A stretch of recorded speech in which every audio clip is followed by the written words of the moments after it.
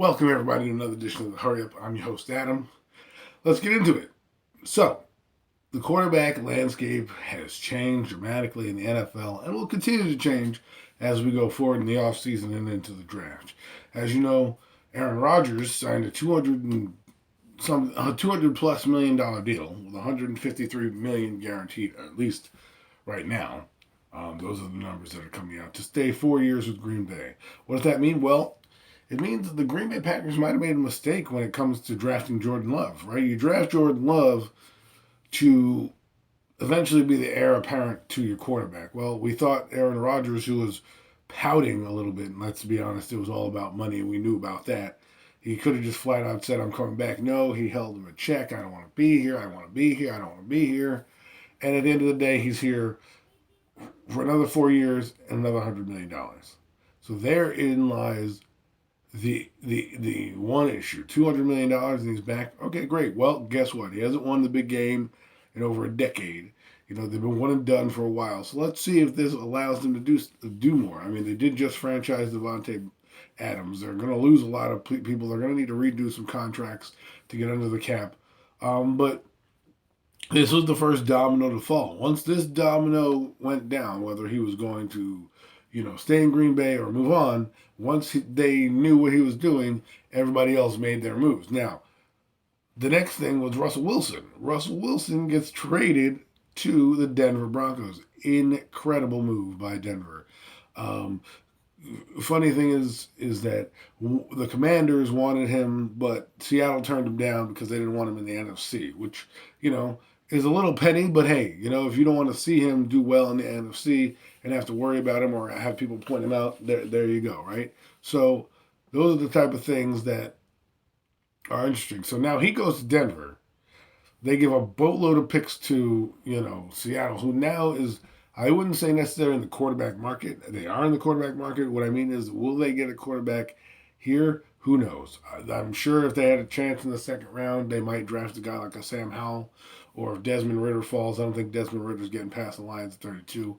If he falls and gets into the next round, maybe you go that way. Who knows? They have ammunition to move up and down the draft and ammunition in next year's draft to get a quarterback. Now we know we not trying to forecast for next year, but next year's quarterback crop is looking pretty good, and you're going to need to be in at least the top 10 with a couple picks to move up and down to get the guy that you want or close to the guy you want, because there's going to be a lot of guys coming out.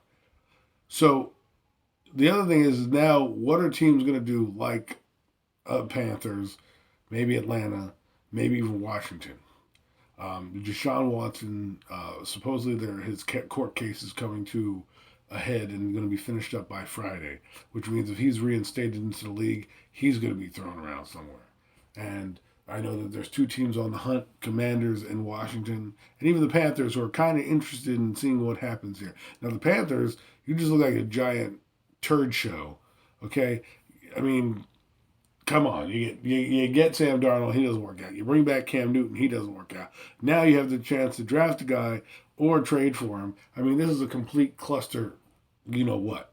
Okay, and Matt Rule, to save his job, has got to make something happen. Whether that's bringing Deshaun Watson or trading for a quarterback, drafting a quarterback. One of those two things have got to happen for him to at least save his job, because he can't go in next season knowing that he had Sam Darnold, knowing that they failed. It's going to be a fun, exciting offseason. If I'm the Giants, I'm in prime position. Maybe I throw up a smoke screen saying, hey, we're looking for a quarterback. There is a rumor that they're trying to get Trubisky, and if he comes in here, he's going to fight Daniel Jones for the number one spot. Well, that's what you need to do. You need to bring in a guy like that. Now, do I believe Troy Trubisky's going to come here? I have no idea. Some people are throwing out he's going to get $16 million. First off, if he gets $16 million, you're out of your mind, because there are guys who are better backups than him who got more money. And now all of a sudden he's going to go from 2.5 million to 16 million, when there's guys like Mariota who have had a better track record than him in terms of what they can do skill set wise. Yeah, we tend to forget, because Mariota's a little older than him in terms of his football longevity. But you can't tell me that Mitchell Trubisky coming in here, you're gonna go to Pittsburgh or something like that, $16 million. And here's a team that might be in the Deshaun Watson sweepstakes. Pittsburgh Steelers. They are a quarterback away.